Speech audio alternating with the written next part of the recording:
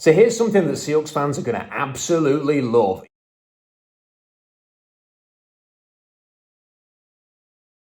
ESPN have put this thing out. It's called FPI. I don't know what that stands for, but it is basically predicting what is going to happen between now and the end of the season. And they have come up with a predicted draft order. And let's have a look at it. Matt Miller has tweeted this out. And as you can see, he's got the Houston Texans number 1 overall. Not a big surprise there. Carolina Panthers are number 2 overall. No big surprise there. But look at that. Number 3 is the Seahawks, courtesy of Russell Wilson and the Denver Broncos. The Seahawks having the number 3 overall pick. Wow, that is amazing that the Seahawks are in contention to make the playoffs in the NFC. And according to ESPN, they may even have the number 3 overall pick as well. And who would have thought that? You know, when the season was starting, a lot of people expected the Denver Broncos were going to be a Super Bowl contender, that at the very least, they were going to be a playoff team. They've got this great defense, and the defense has performed well. They are the number 4 overall defense, according to DVOA. That's a very strong unit. And everybody expected Russell Wilson with that running game and those weapons and a good O-line were going to tip them over the top, and they were going to be a big contender, even in a loaded AFC West. But it has just not happened. The offense has been dreadful. They've had a whole bunch of injuries. They've got even more. I think Jerry Jeudy's the latest player to go on IR. They're a mess, and there's all sorts going on now. They've traded Bradley Chubb because they just need to get some stock back for the draft next year because they understand that they're not close to winning a Super Bowl. You've got Tyler Columbus going on the radio and telling everybody that Russell Wilson's getting his audibles wrong, that he's saying the Seahawks audibles instead of the Denver Broncos ones, and nobody on the offense has got a clue what he's talking about.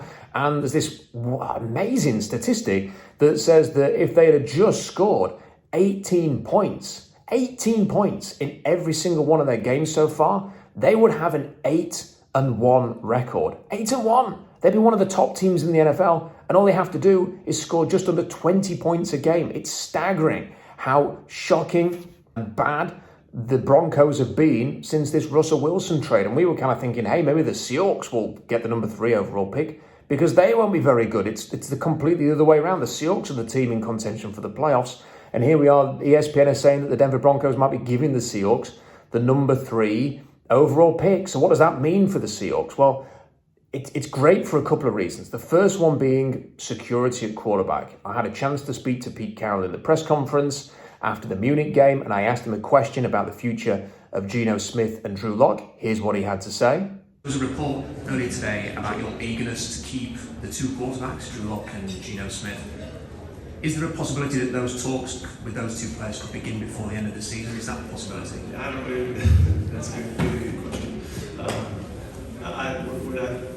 We're not there talking about that yet. You know, we're in the middle of the season and we're doing the things we need to do. But there's a conversation that's coming. We understand that. We're really pleased with our guys. I think they've done a great job. Geno's having a fantastic season. He showed it again tonight. And we really like Drew also. So we'll see how that goes. But I don't have any updates for you on that. So, non-committal. Pete Carroll was never going to say anything that was a huge revelation in that as an answer to that question. That was not going to happen. But I think you can detect from his tone there and his admittance that, hey, that conversation is coming with those 2 guys and how much he wants to keep them, that they fully intend to keep both Geno Smith and Drew Lock. And who knows, Geno Smith could be the starter for 2 or 3 years, maybe even longer, who knows? And maybe Drew Lock could be the guy who gets the torch passed to him whenever it is that Geno Smith is no longer the starter. And why not? Who would blame Pete Carroll and John Schneider and the Seahawks fan base for thinking this is a possibility now? Geno Smith was a 2nd-round pick. He had to bide his time. He had to take his lumps. He's had to learn. And now look at him.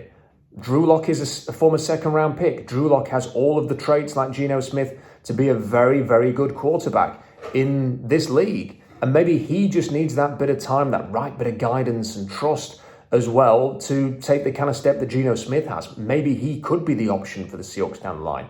So I think they're going to try and re-sign both. I know they're going to try and re-sign both because Carroll said so. And I think that there's a decent chance that both will be back next year, short of an incredible offer to Geno Smith, which I don't think he's going to get an incredible offer. I think he'll get good offers, but not too much that the Seahawks can't keep him. And I think they're going to do all they can to keep Drew Lock as well. So I think both players are going to be back. But if that's not the case, then they're going to be in a great position to, if they have the number 3 overall pick, go and draft one of the top quarterbacks in a good quarterback draft. I think there's 4 guys who deserve to be considered in the top 10. Will Levis, Anthony Richardson, CJ Stroud, and Bryce Young. All very good options at the top of round one. So you've got a contingency plan there if you can't keep Geno Smith, or if you want to add a young quarterback even to develop under him if Drew Lock moves on. So you've got some options there. The other thing, though, and I think a lot of fans are going to be leaning more towards this, is that if you want to go for it in 2023, what an opportunity to get an impact defensive lineman. And, I see a lot of people talking about the Brian Bressees and the Miles Murphys and people like that in the top 10. I think there's a lot of question marks there. I think Miles Murphy's a bit of a pussycat in the running game. And I think that Brian Brissy is yet to show us what he's truly capable of. And that makes me a little bit suspicious about taking him very, very early. Good players, but not quite as good as maybe some of the people in the media are telling you. There are two guys that are really worth having at the very top of round one. One's Will Anderson, who's had a bit of a disappointing 2022 season, but he was unstoppable last year. I think he should have won the Heisman a year ago. There's a lot of potential there. You can justify taking him third overall. And the other one's Jalen Carter, who has been amazing in the last fortnight. His last two games for Georgia since coming back from injury, he's been unblockable. And he's exactly the kind of player the Seahawks need, a defensive tackle who can F plays up. That is exactly what the Seahawks need, and that is what he is. If you have the number 3 overall pick, you are getting one of Will Anderson or Jalen Carter. They might both be there for you. If it falls like this, and the Texans and the Panthers are picking number 1 and number 2, they may take quarterbacks 1 and 2, and then you will have your pick of either of those guys, which will be an incredible situation for the Seahawks. And just imagine what that would do to the defense as well. And then you would have your own pick in round 1, Denver's pick in round 2. And if they're picking 3 overall here, then you're getting a very high pick in round 2 as well. That's almost like a first round pick as well. And then you've got your own pick, and then you've got your pick in round 3. It'd be a huge opportunity for the Seahawks to make a massive step forward into 2023 and become a really strong contender in the NFC. So it's all really exciting. And listen, I really, really hope that Russell Wilson and the Denver Broncos are going to gift the Seattle Seahawks the number 3 overall pick. And this is very exciting. And when I saw this tweet, I got excited. I bet when you saw it, you got excited. It's a wonderful thought. But here's the thing. For this to happen, the Broncos are going to have to win 1 of the last 8 games. And I just don't really see that happening. I just can't see them going 1-7. They've got to play teams like the Cardinals, the Rams who are struggling. They've got to play the Panthers. They've got to play teams that are not very, very good. And I see them, they've got to play the Raiders next. I see them at the very least winning a couple of games, if not 3. Last year, the Panthers had the number 6 overall pick when they finished 5-12. The Giants, courtesy of the Chicago Bears, owned the number 7 pick after the Bears finished 6-11. So I think that's where the Broncos are going to finish, and that's what the Seahawks are going to end up with, probably the 6 or the 7 overall pick. That might still be enough to get at someone like Jalen Carter. We'll see as this draft process goes along. Houston had to go 4-13 to get the number 3 overall pick, and the Jets at number 4 were also 4-13. I'm just not sure. With the Broncos having the number 4 overall defense, according to DVOA, because they are going to keep these games tight, I'm just not sure that they're going to go 1-7 to finish this season. Even if they just beat the Cardinals, even if, to go with the Panthers, or if they win one of these games against the Raiders or the Chargers, or they beat the Rams, given the way that the Rams are playing, I just see them somehow, even if it's nothing to do with Russ, and it's all to do with Patrick Surtain and the rest of those guys on defense, I just see them finding a way to win a couple of games, and therefore the Seahawks are not going to end up with the number 3 overall pick. But whether it's all of the chaos that's going on, there's got to be people in that Denver locker room who are saying,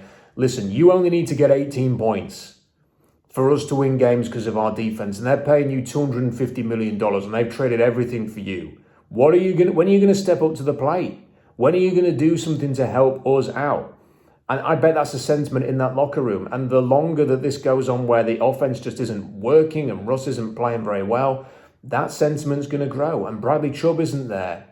And all this other stuff and the injuries, you could make a compelling case for saying, yes, the Broncos are going to give the Seahawks the number 3 overall pick. I am not going to get my hopes up just yet. But it's a great tweet to look at, isn't it? It's a great thought to have, and I would love it. It would be one of the best passes that Russell Wilson has thrown, with one of the tightest spirals in his career, if he was to throw the Seahawks the number 3 overall pick in the 2023 draft. Because I tell you now, that would set the Seahawks up for a great season next year. If they could get some depth in there, get a big name defensive lineman at the top, or even set themselves up for the future with one of these great young quarterbacks, That would be a big deal for the Seahawks. So Denver, you've done it again. Thanks a lot for Earl Thomas in 2010, and maybe you're going to give us Will Anderson or Jalen Carter or one of these young quarterbacks in the 2023 draft as well. Keep up the good work. We'll send you some flowers.